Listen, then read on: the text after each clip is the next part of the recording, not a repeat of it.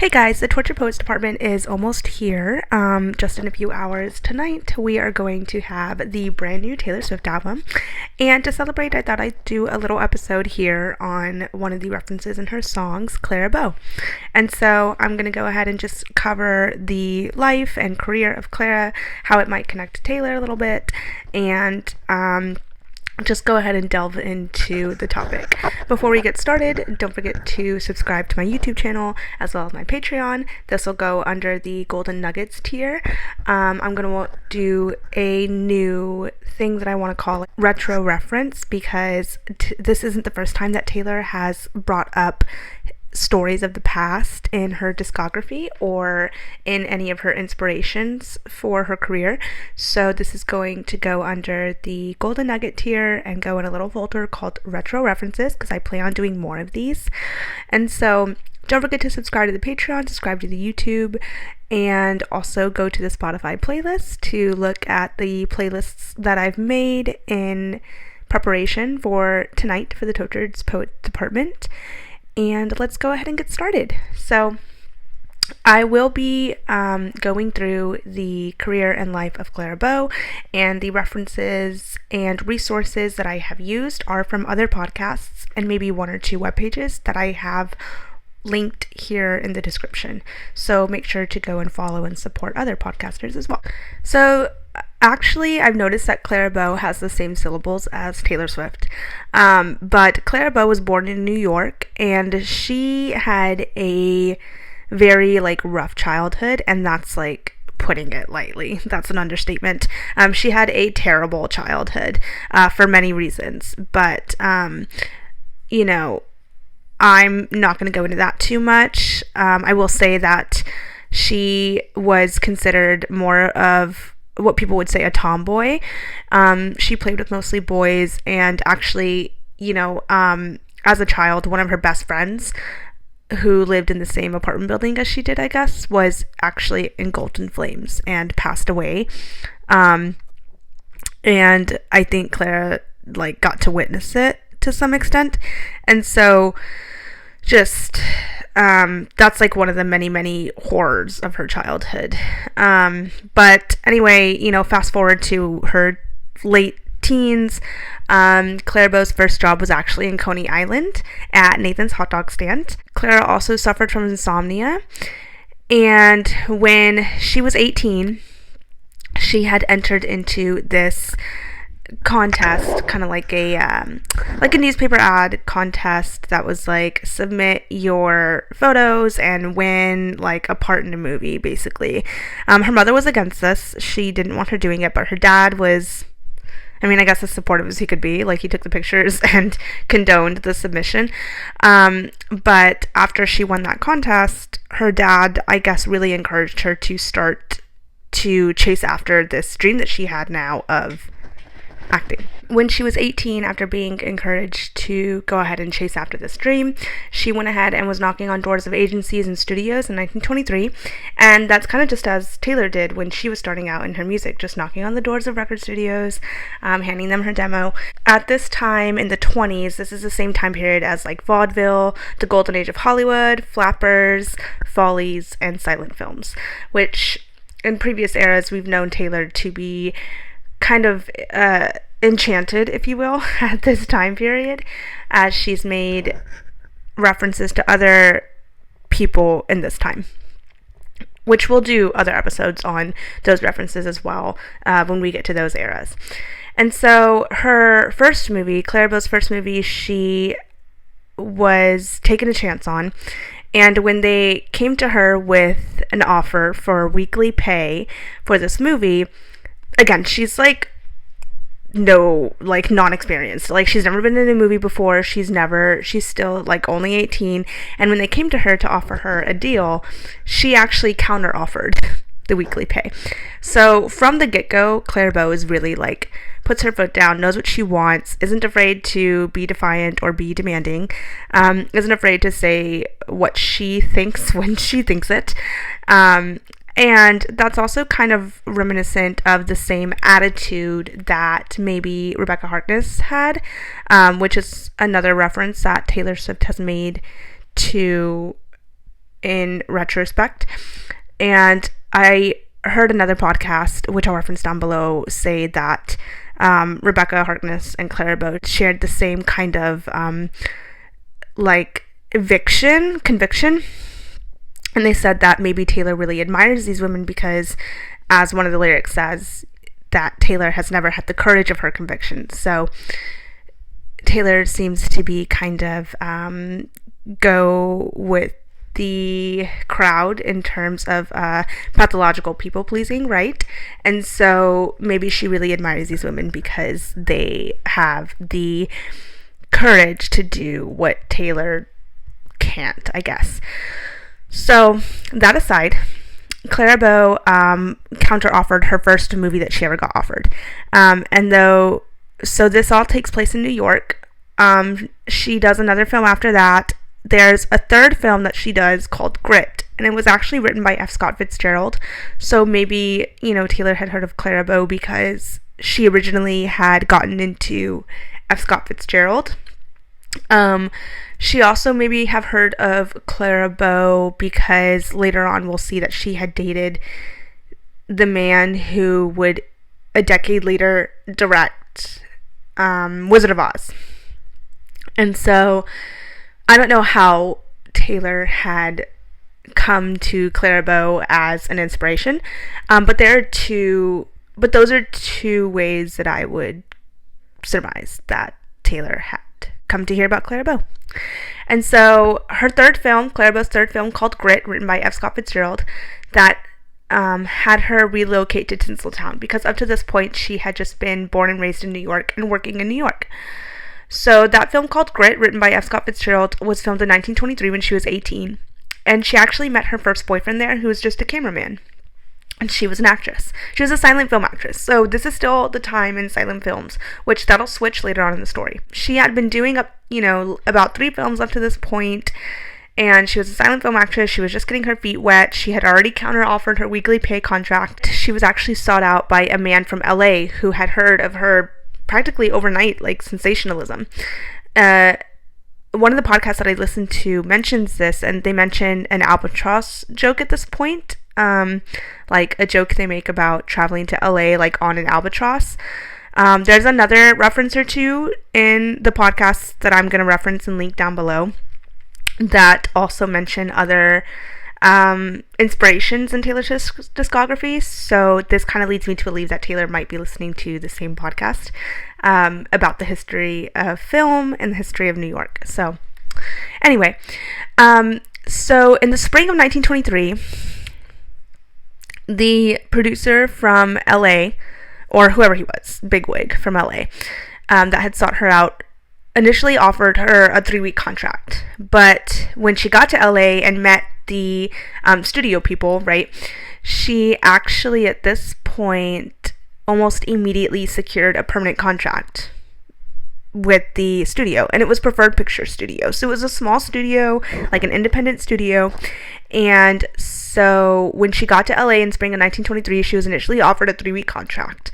But upon meeting the people in charge, she almost immediately secured a permanent contract with Preferred Pictures. The persuasiveness and ease in getting her way in regards to success would continue throughout her career, getting roles and special contracts. So she had a lot of just I know what I want, I know what I'm here to do, I want what I want, you're going to give it to me. And that continued to work for a very long time in her career. She just had that persuasiveness, I guess.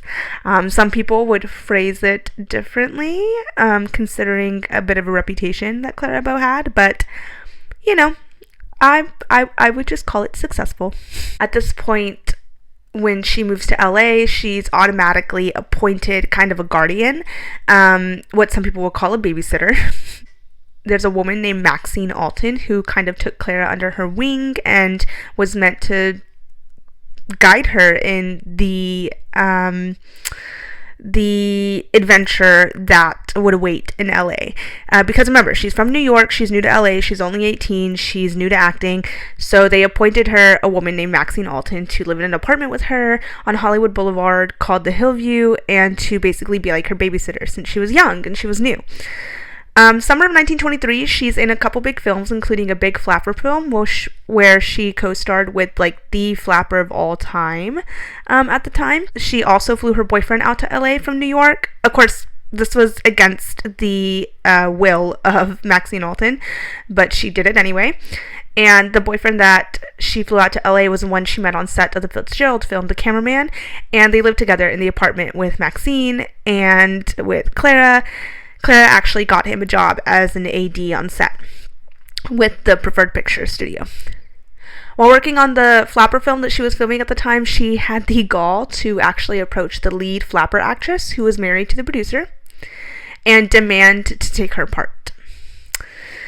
Now, of course, she was denied, but remember, she just became successful and she was already getting, like, really big audacity. And so she's only 18. And after getting denied, she then put her all into the flapper film, basically. Be like, well, then I'm going to make this the best damn part I've ever played, basically, I'm sure. She did such a good job that she actually became, like, the new most popular flapper actress. And remember, she was co-starring with, like, the known big flapper at the time. So at that point, you know, she's still having great success. She also moves her dad in from her childhood, who does not have, like, a good childhood, does not share a good childhood with her. He's actually a big reason why she had a really terrible childhood. But, I mean, what are you gonna do? Like, Clara had him move in with them as well, helping support him. And this was also against Maxine Alton's wishes, her roommate, on top of her boyfriend already, but that's what she decided to do. Clearly she hated her roommate, right? So, I mean, did she ever really like Maxine? No, but we'll find out later in time throughout Clara's life. I think she's, like, once quoted saying that, like, Maxine Alton is a fucking liar. So I don't think they ever got along. I don't think she ever liked her being watched over. So it, and you'll see this, like, later on too, that Clara seems to maybe mistrust women or not get along with them, or she didn't really have a maternal figure in her life either, so I'm sure that probably has some influence on it. In the podcast, however, that I'm going to reference down below, they do refer to her dad as a two-bit huckster. Of course, there's a lyric in Sweet Nothing, you know, that says smooth talking hucksters. Clara moved out of the apartment after getting some more success under her feet and into a house with her dad and her boyfriend in LA. And as a consequence, her film studio threatened to fire her boyfriend because they really liked Maxine Alton to keep an eye on her and to guide her.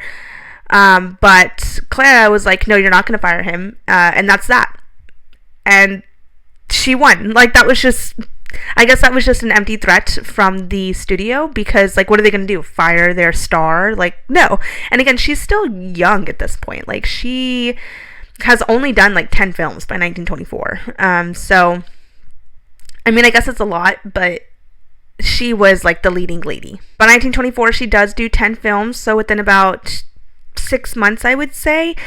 She then goes on to do 8 movies in 1924. So in 1923 into 1924, she had done about 10 films within 6 months, and then in 1924, she goes on to do 8 more films. So, of course, she's doing an excessive amount of films within a year. And it's kind of like, if Clara Bow's in it, then we're going to see it. So she was very quickly the pinnacle. She was the most famous movie star at the time for the silent film age. Because she's working so much, she worked 18 hours a day, forgetting which set she'd been on. And because it's silent films, a lot of the emotions and faces in a day for multiple films a day are on different sets. She would just show up to one set, get told how to express, you know, angry, be sad, cry, which she could cry on command, by the way. And then she would go to, like, another set with a different plot, a whole different film, multiple films in one day for filming. She was doing a lot of dating at this time as well, and so one of the quotes that she is quoted as is saying that men always want to change her. That they fall in love with her, with the recklessness, and the carefree, but then, you know, they try to tame her. And she's like, no, I don't want that. So she acts apparently she acted free and happy and vivacious, but she had her own demons and had underlying sadness and tragedy, and self-esteem issues, which, as we've seen in Taylor's lyrics, kind of alludes to that as well. Like, despite the success and the happiness and the bubbliness personality, the lyrics paint a darker picture no matter what glitter gel pen bop is put behind it. So in 1925, she's 19, and she had dated someone new at this point and became her first fiance. Clara was part of a small film production company, which we had mentioned previously. When the big film production started lobbying in 1925, she became a part of Paramount Pictures because her boss was contracted and actually instructed to bring her as part of his contract. It turns out that her boss was given a heads up right before the lobbying started because he had Clara, and she was the big star at the time. So essentially, he was only there at the bigger studio that had bought out their studio, Paramount Pictures. He was only there because he had Clara Bow. So when she signed with Paramount, she didn't care about the money as much as she cared to omit the morals clause. So at this point in time, in the early 20s, mid-20s, there is a morals clause that exists. And what it is basically is they will keep an eye on your private life in how it affects your professional life, and you actually have consequences for how you live your private life. She wanted to omit that as part of her contract so that it enabled her to do anything whenever she wanted. She wanted to live her personal life how she wanted and to not get penalized for it professionally. And I don't know, maybe Taylor wishes she would have that or has that. I don't know. She's not really caught doing much scandalous things, honestly, if any. I can't think of any. But you know, according to the clause, is basically a morality clause within a contract is used as a means of holding the individual or parties to a certain behavioral standard, so as not to bring disrepute, contempt, or scandal to other individuals or parties to the contract and their risk. It attempts to preserve a public and private image of such a party to the contract. In essence, one party to the contract as purchasing the other party's good name or reputation. So up until this point, it was a free-for-all.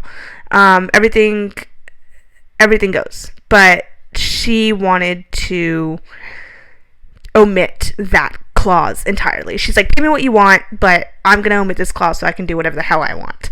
You want to pay me more? Then we can talk about it. But if not, then I don't care. In a way, she felt the morality clause was kind of constricting. Like, you can't act a certain way in public, which is what it is. And maybe Taylor felt like Joe had her that way, maybe. Like, you can't express our relationship so much so in your songwriting. Maybe that was like kind of their own like morality clause agreement or whatever. Again, this is just like speculation on how she may reference Clara Bow in the song. I don't know. So in 1926, a smaller studio that Clara had originally signed with got bought out by Paramount Pictures. So in 1926, she actually signed a 5-year contract with them when she was 20.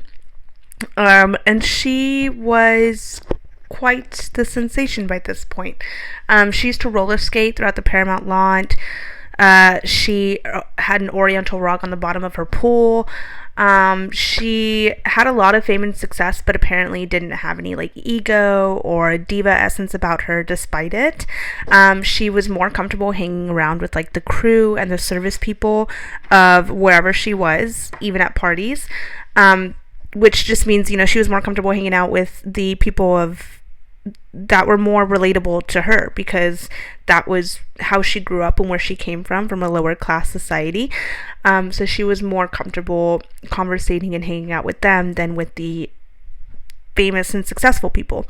So at this point in time, Clara has a lot of success under her wings, and she had been described as having it. And it was this, like, super sex appeal, basically. Part of her promotion for some of her films included sitting front row at the USC football games with other actresses. She had a lot of parties at her house until her dad had eventually put a stop to that. So then she started partying at the Garden of Allah Hotel. until her dad put a stop to that also. But in researching the Garden a la Hotel, I found that there is actually a lot of history in the Chateau Marmont over in LA as well, which is also a reference that Taylor Swift has made in her real life, actually. So I want to do another episode on the history of that place. But basically, she was just living it up for the late 20s. And so they actually decided to make a movie about the It Factor, with Clara Bow as the star.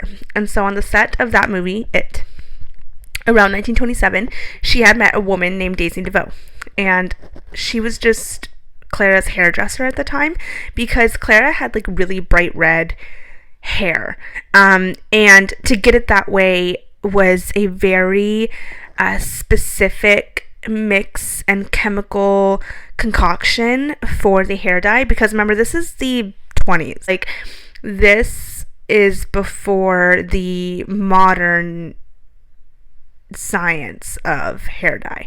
So she found a hairdresser she really liked, which was Daisy DeVoe. They became very close, and eventually over the years, Daisy had actually helped Clara get her financials in order, including helping to pay off her mortgage, setting up a trust fund, and she did this by becoming Clara's secretary through time. So in 1929, 2 years later, she's 23, and talkies are starting to become the new innovation. So before, Clara had done all silent films, and she could, if she wanted to, which she probably did, show up drunk to set, do some facials or emote some emotions, and she would be directed on the spot. Like, they couldn't even tell her like what emotions to portray for this film ahead of time, because she wasn't gonna remember. She was an actress that should just showed up, did as she was told, when she was told it, on the spot, not ahead of time, didn't have a mark, like didn't go stand on her mark. She walked around all over the place, doing her cues, and do some facials, and then go live it up in her private life, because again, she had omitted that morality clause. So Clara just was her own, marched to the beat of her own drum. When talkies came around, this actually required her to memorize her dialogue ahead of time. So because the original stand mics were dangerous, and Clara hated them, she's actually the reason that they invented the boom mic, because again, what are they going to do? Fire her? She's the star. She's one of the biggest stars in the world at this point. And so she actually, before the boom mic, these mic stands that they had starting off in the late 20s, for the initial talkies, were mic stands with wires and new technology and all that, would be in one place for a long time with these stage lights on them, as well as hooked up to like hot wires that are plugged in somewhere, and these stands would like overheat. And as a actor in the 20s, when you have a mark that you're supposed to stand on, if you're standing right in front of this overheating, hotter and hotter mic stand, it could potentially blow up in your face. And these are like the faces of film, right? The movie stars. It was clearly very unsafe, but Clara was like, I hate that. And also wouldn't go stand on a mark even if they gave it to her. So they had to invent something to go with the flow of Clara, which was invented as the boom mic. Again, it was to keep her employed. Like, what are they going to do about it? So when talkies became the new thing, Clara actually really struggled. She made a name for herself as a silent film star and got to like a high pinnacle doing that. So when they switched up on her, she now had to almost like start over basically, and prove herself to the people who were already her fans and love her for how she had been presented up to that point. She made a name for herself as a silent film star and got to like a high pinnacle, and then they switched the business up on her, and so now she had to almost start over and prove herself to the people who were already her fans. Now, up to that point, she had been presented as a really good silent film star, so as one thing, as her fans know her. Now, she had to not only maintain the fans that she already had, but also obtain new fans who were going to hear her voice for the first time and see her act for the first time, because physical acting and blocking is different than the voice part of the acting. It's more than just body acting at that point. So Clara, no one had ever heard her voice before this point because she had just done silent films. She had a really thick New Jersey accent.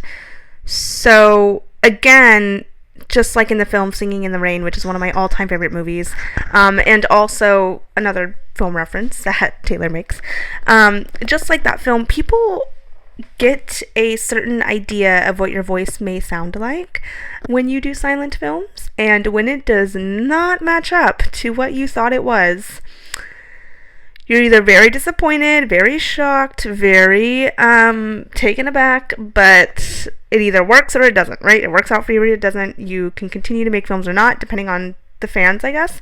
So this is what's kind of happening for Clara. At this point in time, she had been seeing a famous Western actor named Rex Bell, and by 1930, she had actually lived with Rex and Daisy, who was now her secretary at that point and financial advisor, for about a year. However, at this time, Daisy butted heads with Rex, so neither of them trusted the other. This lasted about 10 months, so close to a year, and Daisy thought Rex would fire her. In a panicked reaction, Daisy went into Clara's safe box and files and stole Clara's diamond jewelry, sapphire ring, insurance papers, about $20,000 worth of checking books, business papers, personal love letters, telegrams, and files. Now, what I want to highlight here is personal love letters and files.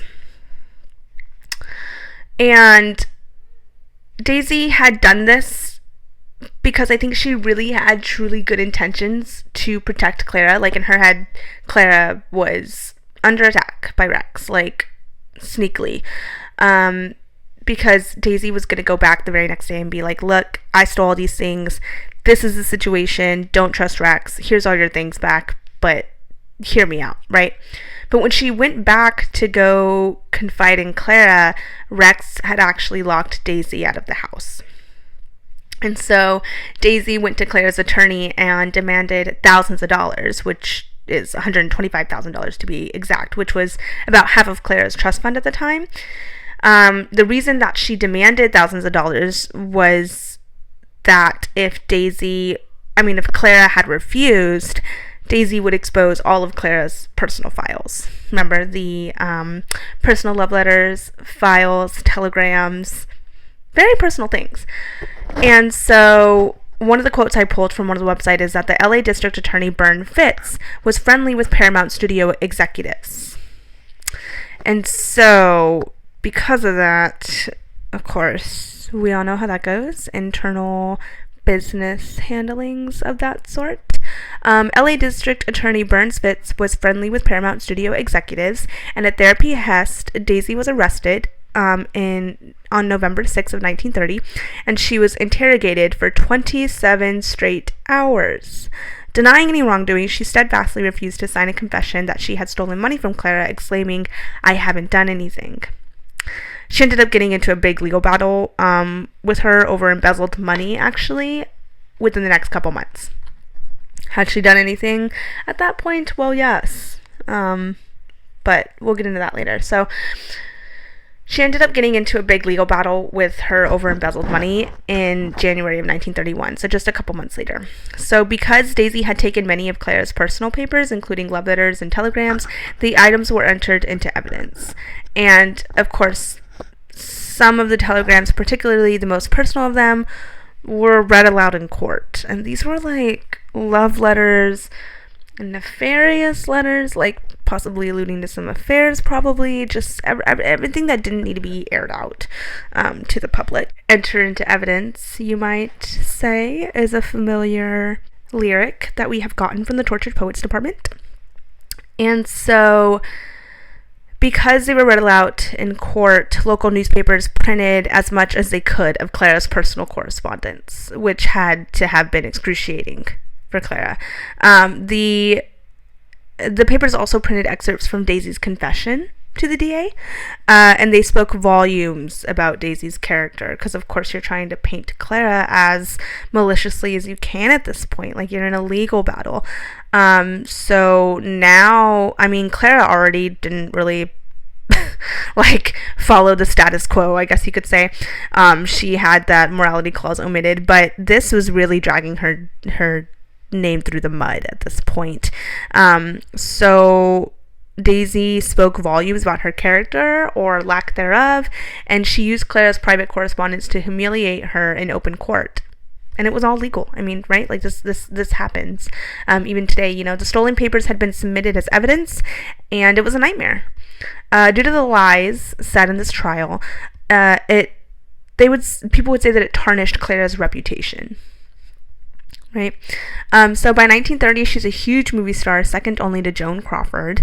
And so this is January of 1931. So by 1930, she's a huge movie star, second only to Joan Crawford. Then this trial happens right at the beginning of 1931. Clara had been struggling hard with the film industry transition from silent films to talkies as well. So everything was kind of crumbling at once. You know, she was taking sedatives to go to bed. She was on a lot of medications. Some might say she perceived it as the end is coming, right? Which is a lyric from Sweet Nothing. So spring of 1931, after the trial, you know, she's 25. She's still in her like early mid-20s. And in the last year of her contract with Paramount at this point in time, so she owes them one more movie.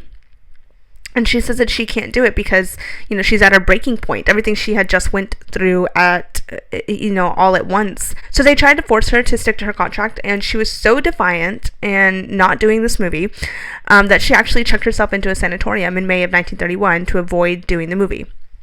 Again, like getting what she wants. She asked to be let go of her contract, and since Paramount couldn't film her while in the sanatorium, she got her way.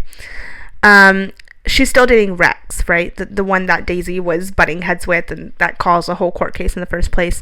So when she got out of the sanatorium, Rex had actually owned a ranch, and she moved there with him and got clean in the summer, and did some more healthy living, got to meditate, got to just cleanse her soul, I guess. So basically went and hid away on their ranch, kind of like the moment of right before Reputation released. I would say that Taylor was probably at her breaking point when she ran away and moved to that rental in London with Joe, and they were in solidarity for a while, just like Rex and Clara.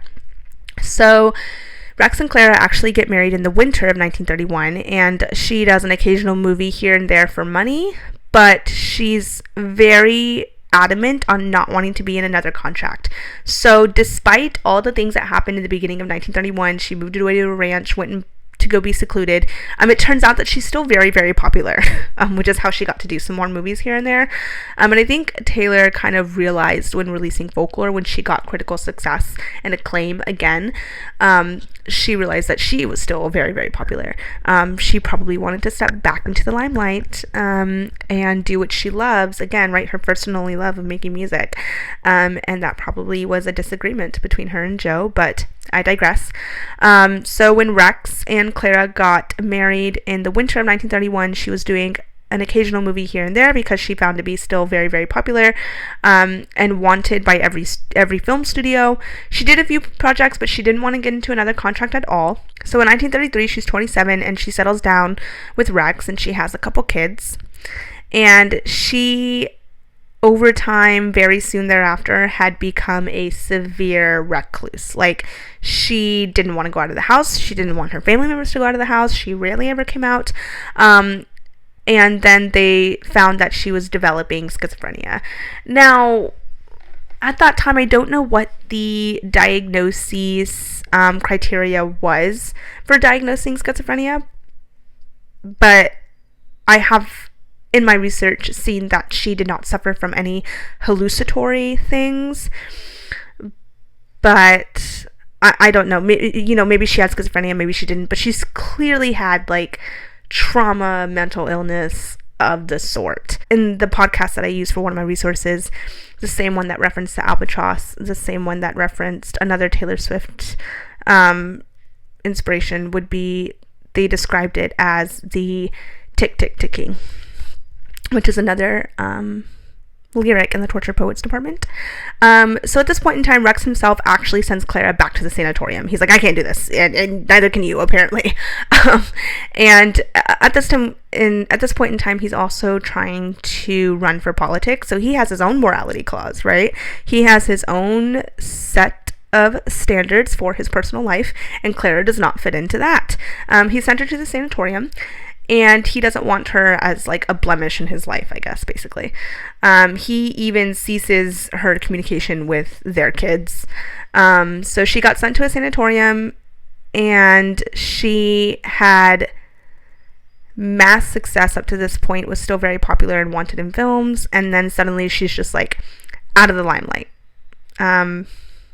Because we don't see or hear from Clara ever again after that. I mean, we do know she at one point, got out of the sanatorium. I guess she just checks herself out and then goes to live by herself. So she's a recluse for the third time now in her life. Her husband brought her normalcy at the time that they had reunited after the first visit to the sanatorium. But, I mean, once they ended up getting separated, she developed more severe insomnia and went through sanatorium after sanatorium. There are stories that her secretary Daisy had sold all of Clara's love stories to expose her, like to the papers, but some say that they don't see any evidence of this. And then just a side note, Clara had, as I mentioned, very, very red hair at the time, and another actor that had very, very red hair, of course, was a famous actor named Carrot Top, who starred in a movie in 1993 called Chairman of the Board. And I just wanted to include that because in the Torture Poets department we're talking about chairman and all that. But other than that, that's kind of the life and career of Clara Bow. I would say the latter part of her life. I will include the resources down below for the other podcasts that gave me the information that I pulled. Go ahead and support them as well, follow and listen. And I know one of them also has a Patreon.